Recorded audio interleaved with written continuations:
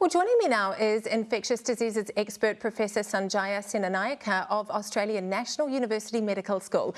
Sanjaya, you have 2 confirmed cases there in Australia. What do we know about them? Look, we don't know too much about them, Rebecca, but what we do know is that they have come from overseas, presumably Europe, where there have been the bulk of those cases detected. Yes, and we are seeing 180 cases now in at least 14 countries. So the World Health Organization has said today that monkeypox could be being transmitted sexually. That's something that's being investigated right around the world at the moment. Is that correct?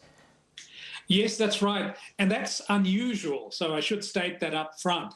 So monkeypox transmission from person to person is not that common. It certainly does happen. In African outbreaks and in outside Africa, we have seen it, but it's not that common.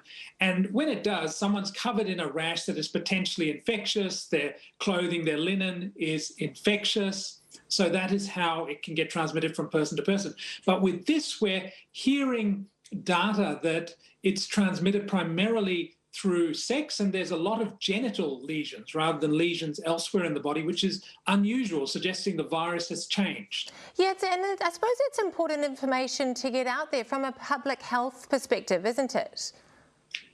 Oh, absolutely, absolutely. So as we heard in those intro stories, if you're having intimate physical contact with a number of new partners, you should be on heightened alert for this virus, because although the bulk of cases have been in Europe, as you also have said, we're seeing more and more cases discovered in more and more countries because of increased surveillance and increased awareness of the outbreak.